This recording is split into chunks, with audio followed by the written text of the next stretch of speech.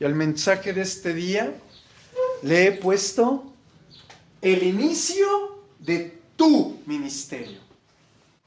Diga conmigo, el inicio de mi ministerio. Acompáñame en la escritura, vamos a ver mucha Biblia, así que te aconsejo que anotes los versos, después los consultes y me pongas toda tu atención. Dice la escritura en el libro de Mateo, capítulo 4, del 18 al 25. Dice la escritura: andando Jesús junto al mar de Galilea, vio a dos hermanos, Simón, llamado Pedro, y Andrés su hermano, que echaban la red en el mar, porque eran pescadores. Y les dijo: venid en pos de mí, y os haré pescadores de hombres. Ellos entonces, dejando al instante las redes, le siguieron. Pasando de ahí, vio a otros dos hermanos, Jacobo, hijo de Zebedeo, y Juan su hermano, en la barca de Zebedeo su padre, que remendaban sus redes, y los llamó, y ellos dejando, mira, otros, al instante la barca y a su padre, le siguieron. Es decir, estas cuatro personas reciben el llamado y enseguida lo toman. No deja que pase tiempo, enseguida son puestos bajo el liderazgo de nuestro Señor Jesús. Y continúa la escritura. Y recorrió Jesús toda Galilea, enseñando en las sinagogas de ellos y predicando el evangelio del reino, y sanando toda enfermedad y toda dolencia en el pueblo. Y se difundió su fama por toda Siria. Y le trajeron todos los que tenían dolencia, los afligidos por diversas enfermedades y todos tormentos, los endemoniados, lunáticos y paralíticos, y los sanó. Y le siguió mucha gente de Galilea, de Decápolis, de Jerusalén, de Judea y del otro lado del Jordán. Amén. Quiero que tú y yo recordemos lo que en otra porción de la escritura nos dice, que todos formamos parte de un cuerpo. Es decir, que unos son ojo, otros son oído, otros son pierna, otros son cabeza. ¿Estamos de acuerdo? Y si eso lo acoplamos a este mensaje, todos somos llamados. Todos.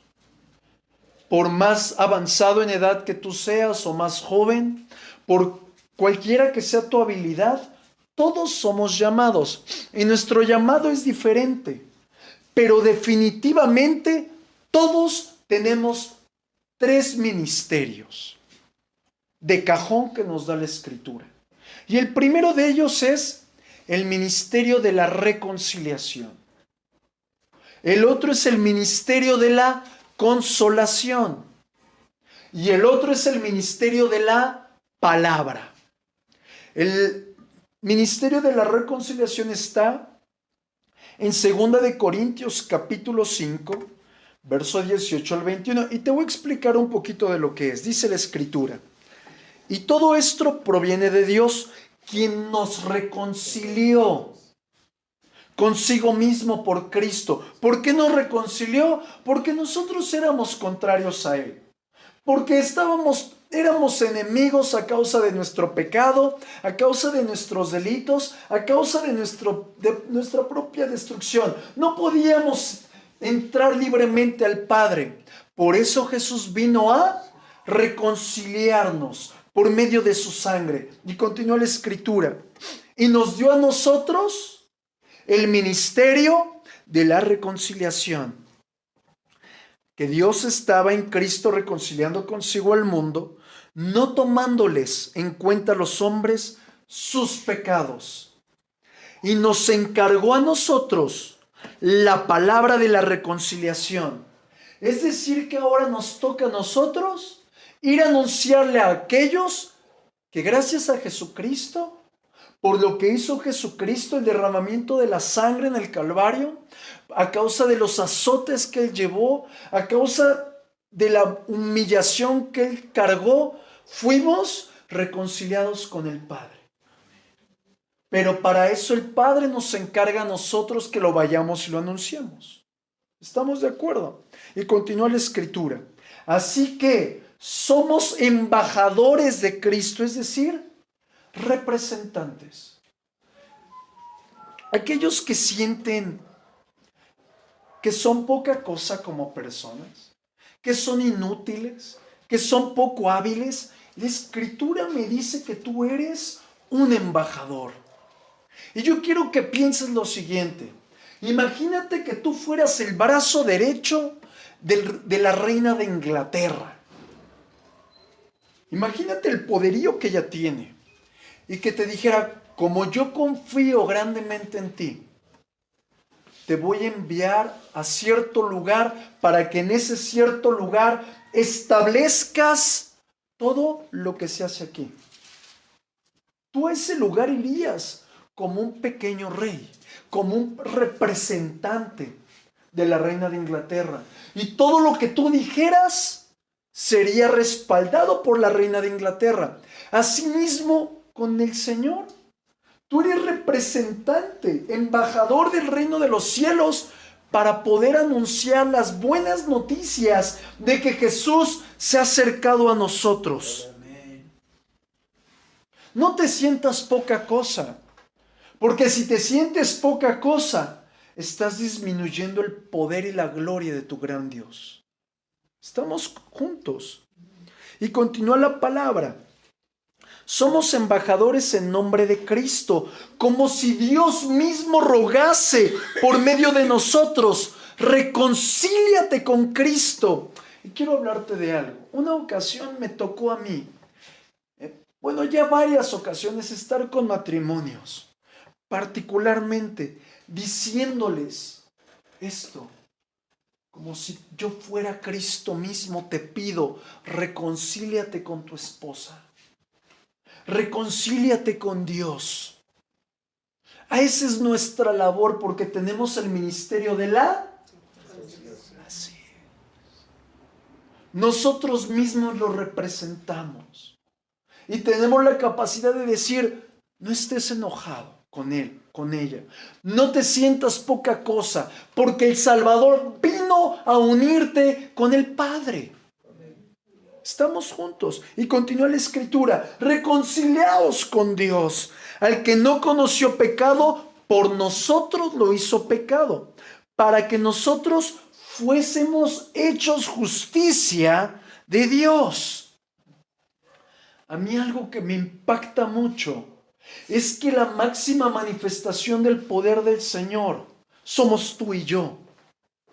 Porque en nosotros vierte su grandeza. Quiero recordarte que la Escritura nos compara también con gusanos. ¿Tú a un gusano le darías misericordia? Ciertamente pasa si lo aplastas. Pero nosotros somos gusanos delante del Dios que hizo los cielos y la tierra, y a Él sí le plació manifestar su amor, y en eso es una de las mayores manifestaciones de las riquezas de su poder, de las riquezas de su gloria, de las riquezas de su amor. Es lo que nosotros tenemos que ir a anunciar con los demás y decirle, reconcíliate para que puedas recibir la gloriosa grandeza de tu Dios. El otro ministerio que todos tenemos es la consolación. La Escritura nos dice, 2 de Corintios, capítulo 1, verso 4, el cual nos consuela en todas nuestras tribulaciones, para que podamos también nosotros, mira qué espectacular, Dios viene y te consuela a ti, para que en un momento tú puedas ir y consolar al otro. Dice, para que podamos también nosotros consolar a los que están en tribulación, por medio de la consolación con que nosotros somos consolados. ¿Alguien aquí ha recibido consuelo? Amén. Aquí en la casa del Señor, normalmente cuando tú comienzas a tener un vínculo maduro con el Padre, recibes consuelo directamente de Él. Pero cuando comienzas a crecer, cuando comienzas a madurar, vas poco a poquito, recibes consuelo de un hermano, que ese hermano te da palabra, que esa hermana te dice, vamos a orar. Porque él y ella, aun cuando no lo comprendan o no sean conscientes, tienen el ministerio de la consolación. Quiero recordarte que tú y yo no estamos llamados a decirle, échale ganas, hermano. O vamos a echarle ganitas, hermano. Porque esa palabra no aparece en la Escritura. A lo mejor en la Reina Carnavalera sí. Pero en la Reina Valera no. Nosotros estamos enviados a que por medio de la Escritura consolemos a los débiles en la fe. También en la palabra dice, vosotros que son espirituales, soporten a los débiles. Nosotros tenemos el ministerio de la consolación. Por lo tanto, cuando haya uno débil en la fe, no lo juzguemos. Hubo algo que a mí me molestó mucho. Hace poco una hermana obligaba a una pequeña a ve y ora, ve y ora, ve y ora. Y la niña no sabe orar. Manifestó el ministerio de la consolación. ¿No? Enséñale a orar para que vaya y ore. Así nosotros te enseño a orar para que luego tú ores. Cada uno de nosotros tenemos que tener centrado que el consuelo no hiere, sino manifiesta el amor del Padre. ¿Estamos juntos? El tercer ministerio, el ministerio de la palabra. Aquí hago un paréntesis, también puede ser el evangelismo. Y dice la Escritura, Isaías capítulo 61, verso del 1 al 4. El Espíritu de Jehová el Señor está sobre mí. ¿Cuántos de aquí han sentido la presencia de Dios? Entonces el Espíritu está sobre ti. Y dice, aquí nos dice para qué viene el Espíritu. Porque me ungió Jehová. Aquí tengo algo que yo quiero que comprendas. Ungir no significa que vayas con el pastor, con el profeta, con el apóstol, con el que sea. No. Ungir es como cuando tú coges la mantequilla y la pones en el sartén y le empiezas a hacer así cuando está caliente. ¿Qué le pasa a la mantequilla? Se derrite. ¿Y tu sartén cómo queda? Grasiento. Eso está ungido. Tú eres ungido cuando vas y te metes con el Señor y entonces su gracia, su amor, su misericordia comienza a ser derramada. No es de que usted venga y únjame, pastor. El pastor o el hermano no tienen la capacidad de hacer lo que Dios hace. Sí podemos orar, sí recibes impartición por el nivel de espiritual que tenga esa autoridad, pero no va a haber mayor impartición que Dios mismo te da en el lugar secreto. Pero ojo, tenemos que aprender a meternos en su presencia para ser ungidos. Amén. Continuemos, dice, por cuanto me ungió Jehová, ahora nos dice, ¿para qué te unge el Señor? Me ha enviado a predicar las buenas nuevas a los abatidos.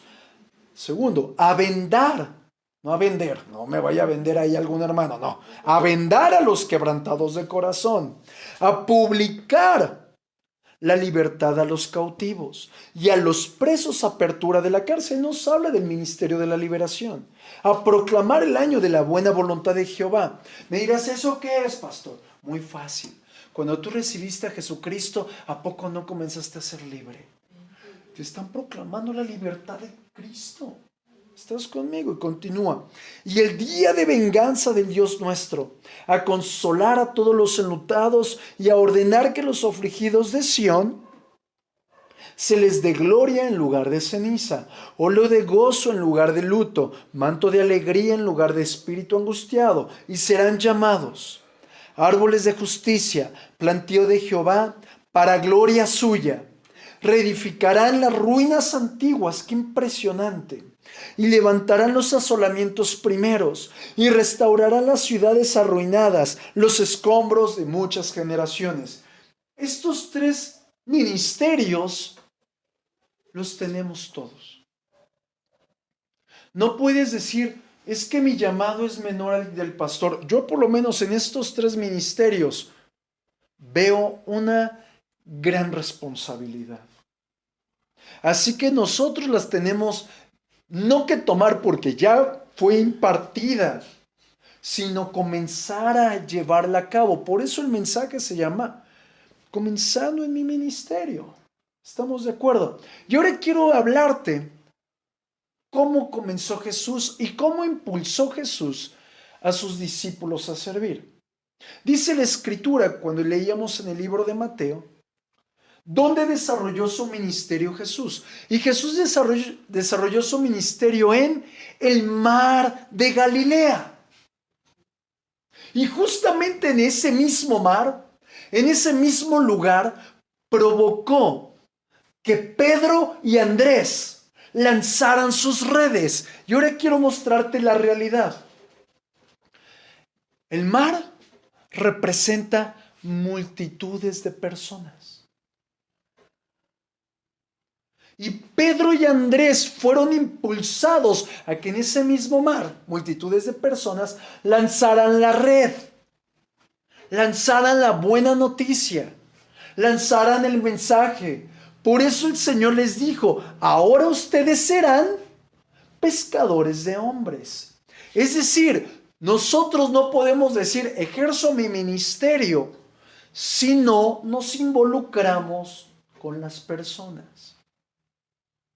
¿Por qué? Porque el pastor huele a oveja. Sabes, cuando yo voy a la cárcel, yo no salgo oliendo rico, salgo oliendo a veces hasta marihuana, porque el lugar huele a marihuana. Así que cuando usted me huele a marihuana, no diga, el pastor trae una buena revelación.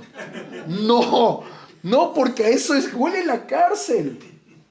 Cuando llego yo a hablarle a una persona que está fumando, ni modo que le diga, págueme su cigarro, mendigo, come cuando hay. No, porque el pastor huele a oveja, y no todas las ovejas huelen a evangelio. No todas las ovejas huelen a unción. Algunos huelen como que a pudrición, ¿no, verdad? Eso no era para decirlo, perdón. Es una realidad, el pastor huele a oveja. Muchas veces me dicen, pastor, es que no lo sueltan. Pues no, pues yo soy el pastor. Tengo que estar con las ovejas. Así tú tienes que involucrarte. No puedes decir, tengo un gran ministerio si no tienes una oveja. Estamos juntos, familia. Y ahora quiero que veas algo impresionante. ¿Dónde desarrolló su ministerio Jesús? En el mar de Galilea. Pero aquí hay algo interesante. A lo que se le llama mar de Galilea no es ciertamente un mar, es un lago. Pero en ese lugar se manifiestan grandes tempestades. Es decir, si lo vemos espiritualmente, el Señor nos está enviando a un lugar donde naturalmente no podemos ejercer nada. ¿A poco tú te vas a enfrentar contra los vientos y contra las aguas de manera natural? Necesitas el poder sobrenatural. El Señor te envía a X lugar, no para que le eches ganitas, como por ahí dicen, sino para que eches mano de lo sobrenatural del Señor. Porque quiero recordarte que tú y yo no somos capaces de nada. Pero el Señor, cuando te llama, te hace capaz. Aun cuando tú seas débil, aun cuando usted seas medio atarantado, el Señor te hace fuerte. Por ello, muchos de nosotros a veces sentimos vergüenza para predicar. Algunos otros no sabemos cómo hacerlo. Y entonces ahí viene Jesús. Y hace lo mismo contigo y conmigo, lo mismo que hizo con los discípulos. Lo mismo. Jesús le dijo a sus discípulos, echen la red. Es decir, los impulsó. Provocó el tiempo y la ocasión correcta para que ellos vieran la bendición. Al igual nosotros. Aquí, pues quizás se oye feo, pero quizás nadie había ido a evangelizar a nadie. Pero ¿qué hace el pastor? Vamos a evangelizar. Es que no sé, no importa, yo te enseño. ¿Para qué? para meterte a la tempestad del otro, para que comiences a trabajar en tu ministerio. Lo mismo que hizo Jesús con sus discípulos. Y ahora quiero que veamos algo muy hermoso. Cuando Pedro y Andrés reciben la palabra, venid en pos de mí, el llamado, ellos automáticamente lo toman. No dijeron, ay, mañana, Señor. O como otro en la palabra dice, voy y entierro a mi familiar. Automáticamente dicen, yo voy. ¿Y para qué es el llamado? Para que nosotros, de manera constante, continua, y aún me atrevo a decir permanente, seamos compañeros de Jesús. Es decir, no de manera intermitente, hoy sí, mañana no. No, porque el Señor nos llama a permanecer con Él, a estar de manera continua con Él. ¿Por qué? ¿Por qué el pastor se pone tan exigente? No, yo no soy la Escritura, porque la Escritura me muestra que Jesús quiere manifestar su plan eterno a través de hombres tan ocupados o tan desocupados como tú y yo. Amén. Pero ahí te va otra. Cuando el Señor nos dice, venid en pos de mí, nos pone a prueba. ¿A prueba de qué? Te está diciendo, abandona tu comodidad. Ven en pos de mí. No, padre, es que ya es muy tarde, están los niños durmiendo, no puedo salir. No, ven en pos de mí. ¿Por qué? Porque por eso hay muchos cristianos que son fríos, que son religiosos, que aún no han alcanzado su propósito, porque nunca salieron de su comodidad. Y si no salimos de nuestra comodidad, no conoceremos a Jesús. Cuando Pedro y Andrés fueron llamados, vuelvo a repetir, ¿fueron qué? Llamados. No fue para que ellos fueran uno más de la multitud, porque de la multitud los llamó el Señor, sino fueron llamados para ser discípulos, para que se parecieran a Jesús, para que todo lo que tenía Jesús fuera impartido, vertido sobre ellos dos. Pedro y Andrés, familia, eran pescadores. Y en esos tiempos ser pescador era el oficio de la gente que no tenía educación. Eran como aquellos que habían desperdiciado su vida. Ay, pues nunca estudiaron, pues mira, son pescadores. Pero hay una realidad. Jesús vio a aquellos que eran despreciados, aquellos que eran miserables, aquellos que no tenían un futuro glorioso como aquel que era el rabino, para decirle, ven en pos de mí, porque yo quiero hacer contigo lo que Dios quiere manifestar en la tierra. Es decir, que Jesús veía en Pedro, en Andrés y en todos los que él llama, veían todos los dones del Espíritu Santo manifestados en ellos. Veían el poder de Dios manifestado en ese hombre o en esa mujer débil. Veía Jesús el propósito cumplido del Padre en ese Pedro, en ese Andrés o en aquellos que estamos aquí que aceptan el llamado de Jesús. Es decir, no los veía como uno más del montón. Y quiero que observe lo que dice la Escritura. Primera de Corintios, capítulo 1, del 27 al 31 dice la Escritura. Sino que lo necio del mundo escogió Dios para avergonzar a los sabios. Y lo débil del mundo escogió Dios para avergonzar a lo fuerte.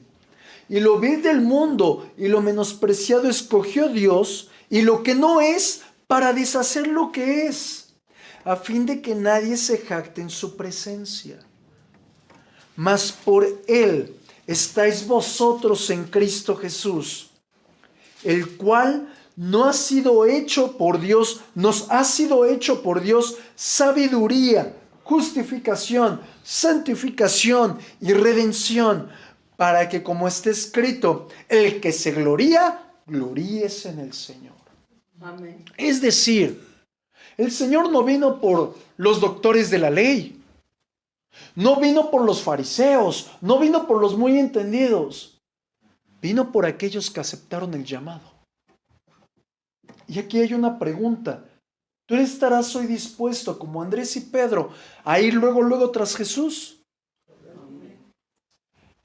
Y aquí hay una pregunta. Y yo me la había hecho y el Señor me habló y me encantó y te lo quiero enseñar. ¿Por qué el Señor les llama pescadores y no les llama agricultores? ¿Por qué pescador y no alfarero? ¿Por qué pescador y no herrero? Y lo dice la Escritura, libro de Ezequiel. Y esto me pareció impresionante. Capítulo 47, del 7 al 10. Dice la palabra.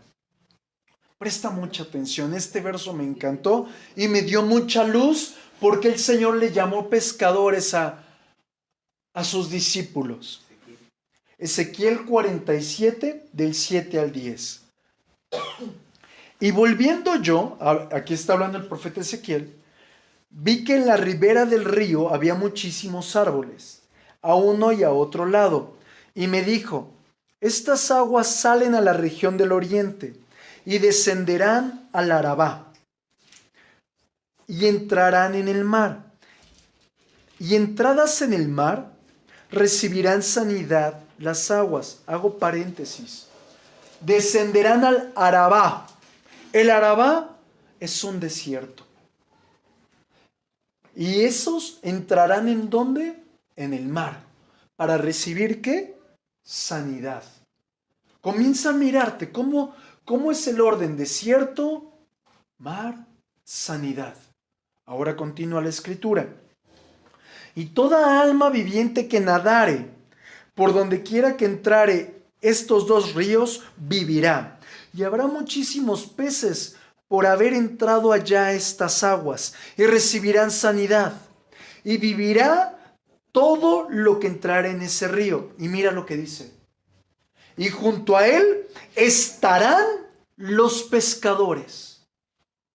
No se está refiriendo al río donde hay aguas de sanidad, sino donde está todo el conflicto. Y continúa, y desde Engadi hasta Eglaim será su tendedero de redes, y por sus especies serán los peces tan numerosos como los peces del mar grande. El Señor me hablaba y me enseñó lo siguiente. Los pescadores son los que tienen la capacidad, los que tienen el valor de meterse en el mar intempestivo, en el mar impetuoso de la destrucción de un hombre. Son aquellos que tienen la capacidad de meterse en las aguas más turbulentas para poder pescar, para poder alcanzar, para poder tomar a aquel que está metido en esa destrucción, sacarlo y meterlo en las aguas del Señor. ¿Por qué aguas? Porque dice la Escritura que del trono de Dios corrían aguas. O sea, las sacamos de las aguas de la destrucción, y a poco en las aguas de la destrucción se va a meter un alfarero. En las aguas de la destrucción se va a meter un agricultor. Necesitan un pescador que se meta en el mar destructivo y luego ese pescador los meta en el agua de vida del Señor. Por eso les dice, los haré a vosotros pescadores de hombres.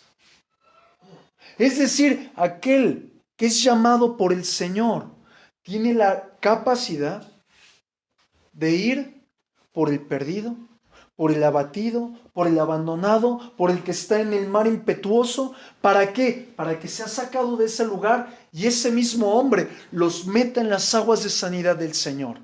Estamos juntos. Pero aquí hay otro secreto. El pescador, el Señor hace algo en su corazón. Aquel que es llamado, el Señor le da un corazón sencillo para poder abrazar el llamado. ¿Con qué propósito? Uno nada más, de que por agradecimiento yo reconozco que si no hubiera sido Jesús, mi destino sería la muerte. Por agradecimiento le sirve. Por agradecimiento los Pedro, Andrés, Jacobo, Juan le comenzaron a servir al Señor. ¿Por qué?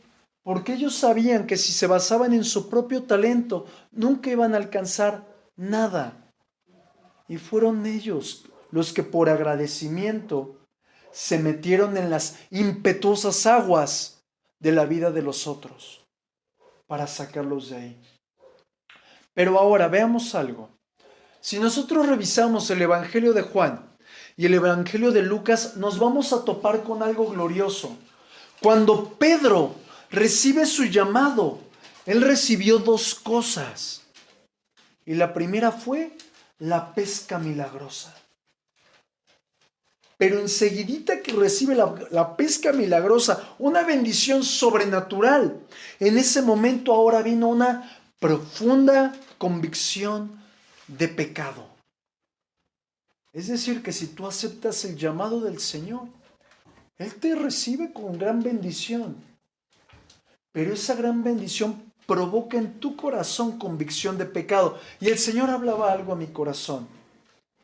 Y es que nosotros tenemos que observar cuidadosamente todas las intervenciones divinas que Él hace, porque eso va a provocar un corazón sensible, el cual nos lleve a pedir perdón por nuestra maldad.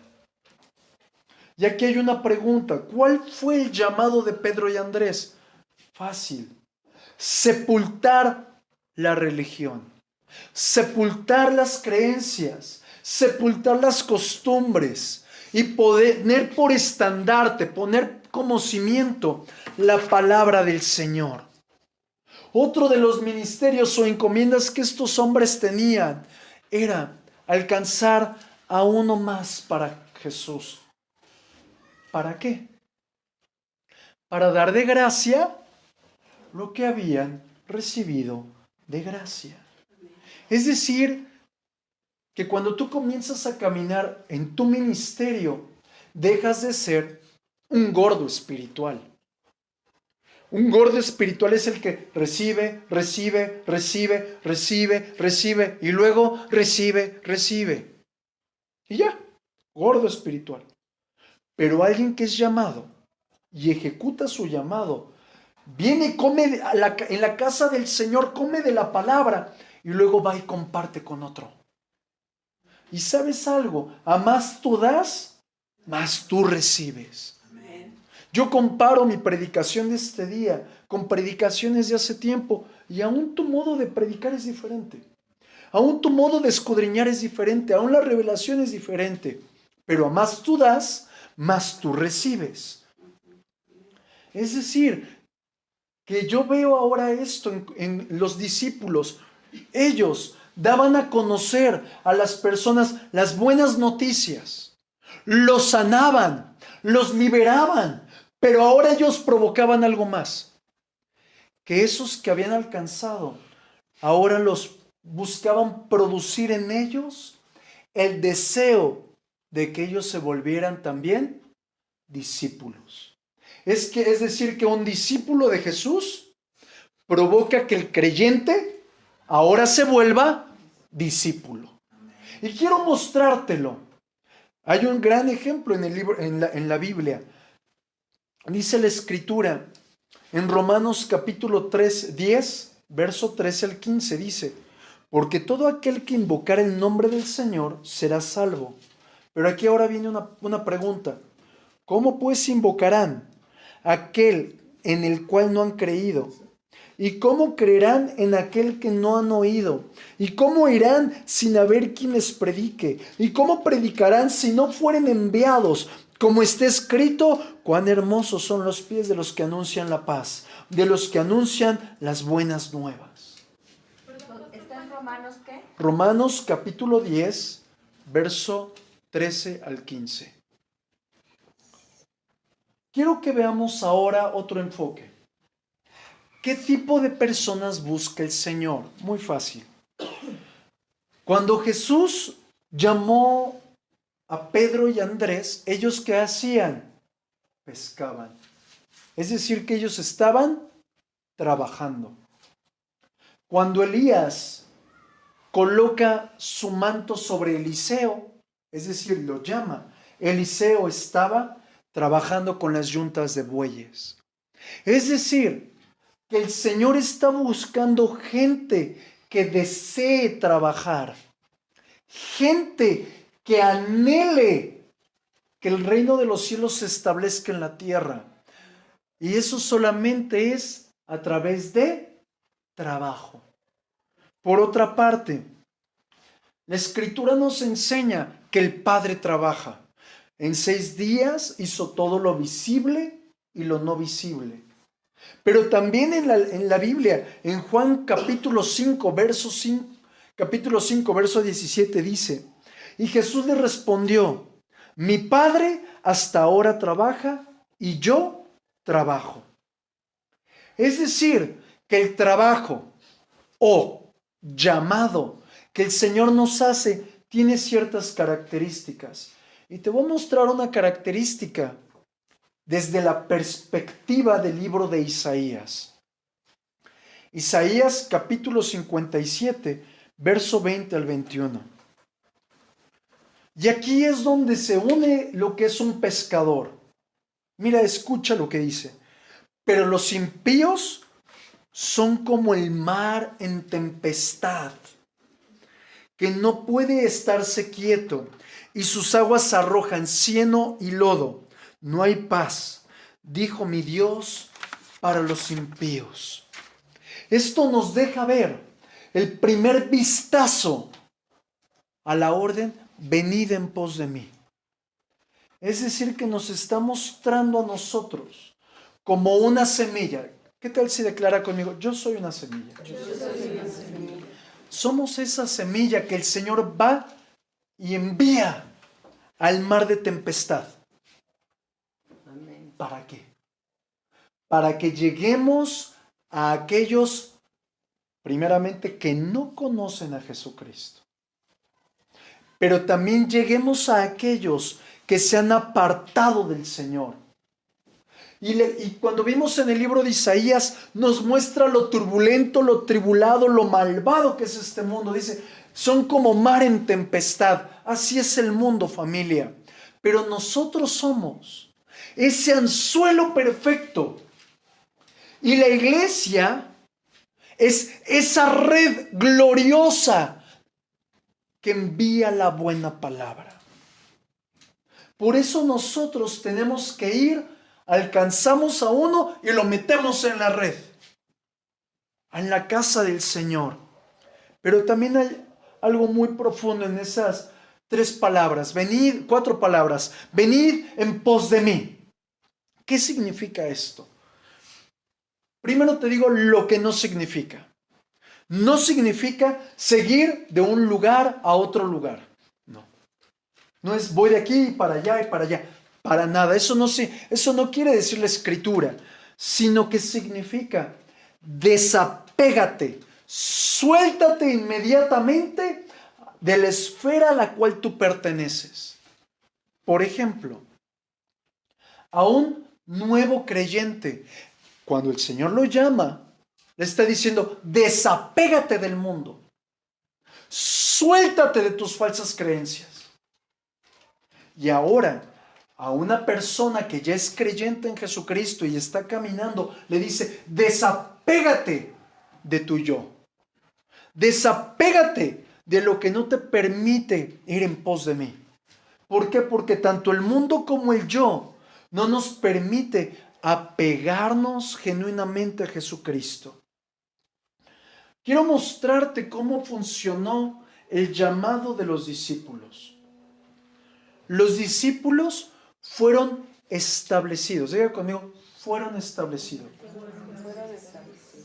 Te voy a decir en qué momento.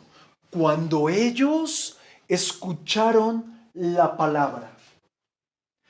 Cuando ellos escucharon predicar de gracia, predicar del poder, predicar de la autoridad, en ese momento el Señor los establece. Pero ahora ellos necesitaban un paso más. ser confirmados. Y ellos fueron confirmados cuando vino el Espíritu Santo sobre ellos. Y quiero mostrártelo en la Escritura. Acompáñame a 1 de Timoteo, capítulo 1, versos 12 y 13. Mira lo que dice la Escritura. Doy gracias al que me fortaleció, a Cristo Jesús nuestro Señor, porque me tuvo por fiel poniéndome en el ministerio, habiendo yo sido antes blasfemo, perseguidor, injuriador, mas fui recibido a misericordia por lo que hice por ignorancia en incredulidad. Es decir, que es el Señor el que te llama, el que imparte su espíritu y el que te hace sentirte que eres tomado en cuenta, no por un pastor, porque un pastor es hombre, sino por el creador de todas las cosas. Para mí es más importante estar en el top de mi Señor que en el top de mi pastor. Estamos juntos. Y ahora quiero que veamos algo. La evidencia de que el Señor nos llama, la evidencia de que el Señor está haciendo algo en nosotros es cuando ha sucedido una cosa. Y cuando eso sucedió en mí, cambió mi entendimiento y desde ese momento no he podido parar. Cuando el Señor impacta tu vida con su amor, lo primero que quieres hacer es ir y dar la buena noticia a otro. Y mostrarle al otro lo que tú recibiste para decirle, oye, tú también lo necesitas. Y eso fue lo que pasó con Andrés y con Pedro. Y quiero que veas, primero Andrés conoce a Jesús, y en ese momento Andrés va a predicarle a Pedro. Mira lo que dice la Escritura. Juan, capítulo 1, verso 40 al 42. Y aquí comenzamos a ver el evangelismo entre ellos. Andrés, hermano de Simón Pedro, era uno de los dos que había oído a Juan y había seguido a Jesús. Este halló primero a su hermano Simón. ¡Wow! Y le dijo, he hallado al Mesías, que traducido es el Cristo, y le trajo a Jesús. Y mirando Jesús dijo, tú eres Simón, hijo de Jonás, y tú serás llamado Cefas, que quiere decir Pedro. Imagínate, si Andrés nunca le hubiera predicado a Pedro, nunca se hubieran convertido 5,000 en su primera predicación. Y nunca se hubieran convertido 3,000 en la segunda. Y nunca hubiera existido ese profeta violento y sobrenatural en el Señor. Por eso es nuestra responsabilidad cumplir la Escritura. Ir por uno más para Cristo.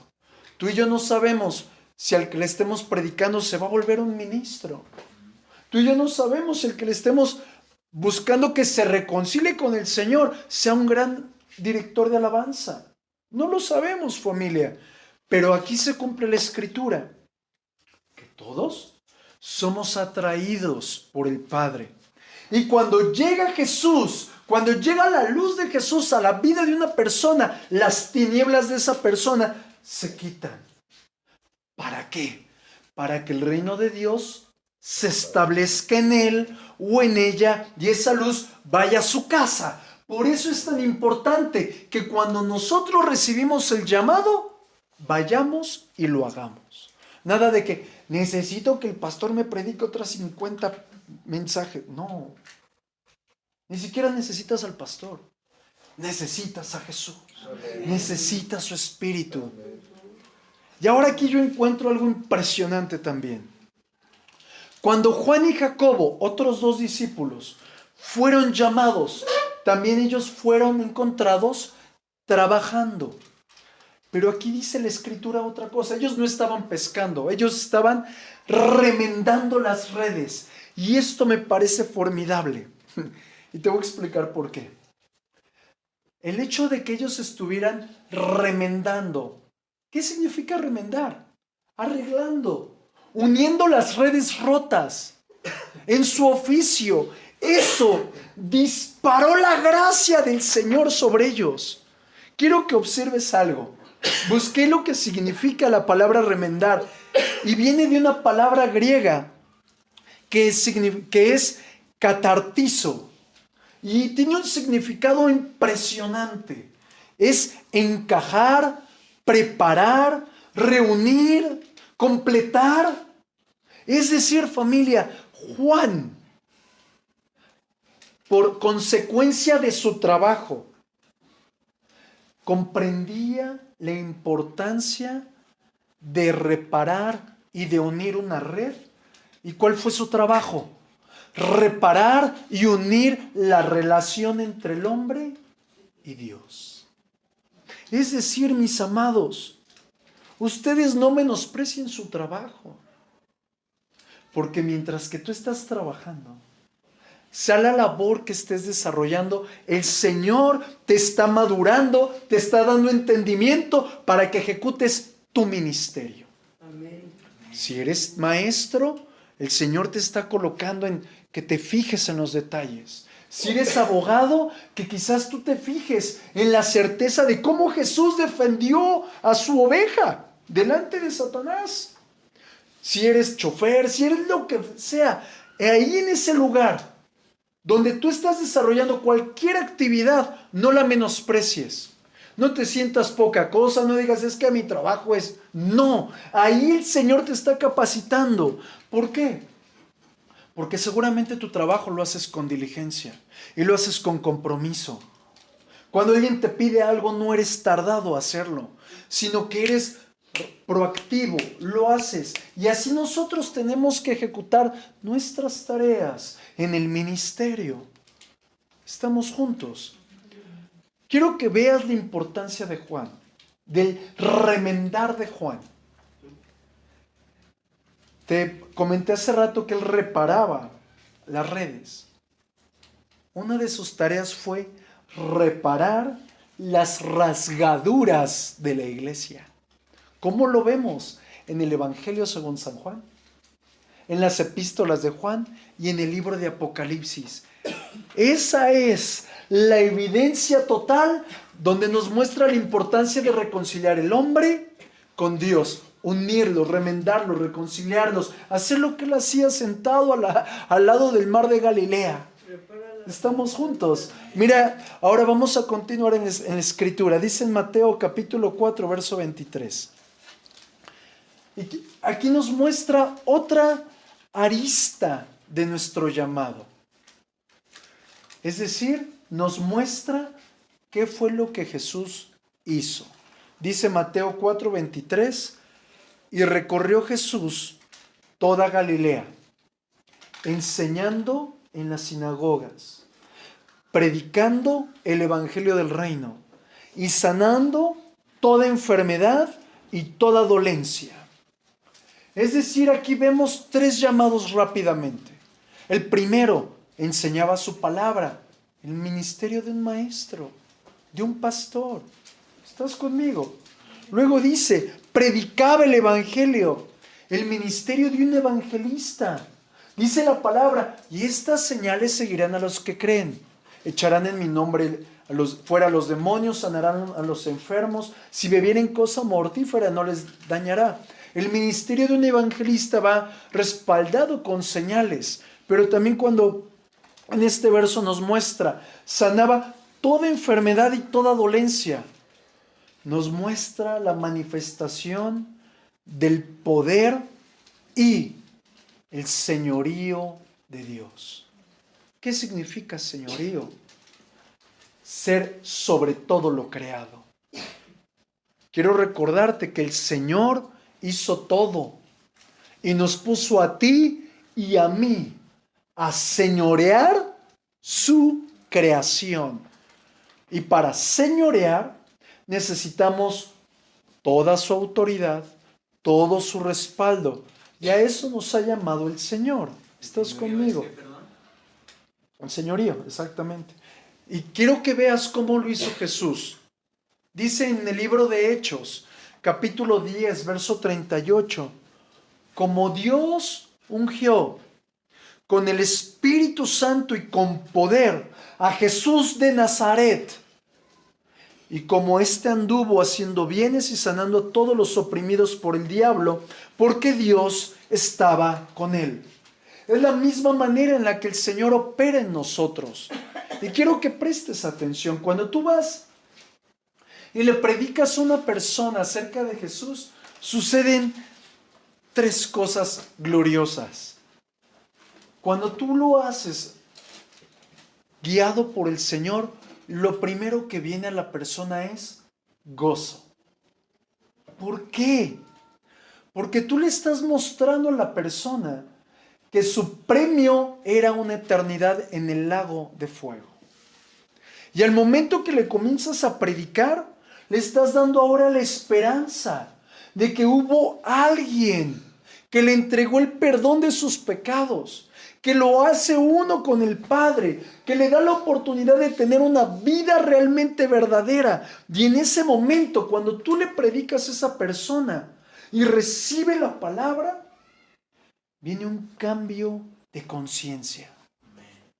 Viene un cambio de esperanza. Viene un cambio en su ser interior de que ahora híjole, me iba a ir al infierno. ¿Y ahora qué hace esa persona?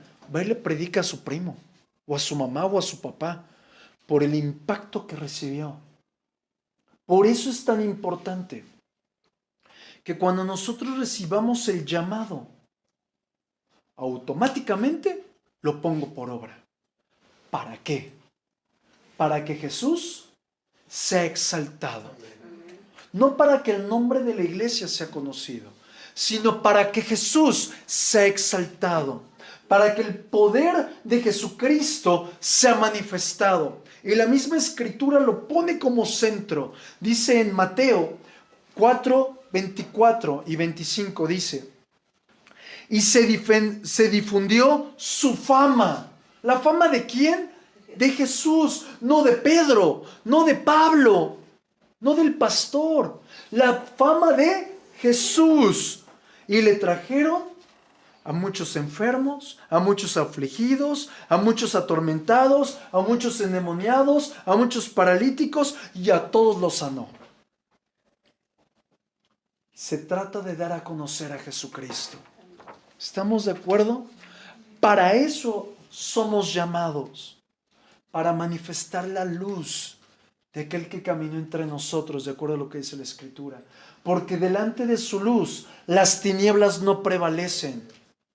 Es Jesús el que atrae a las personas y somos nosotros los que somos enviados simplemente a hablar de Él. Y Él es el que hace todas las cosas. Mira, para ir terminando, acompáñame a 2 de Tesalonicenses,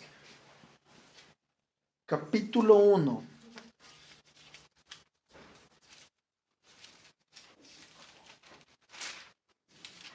Verso del 11 al 12.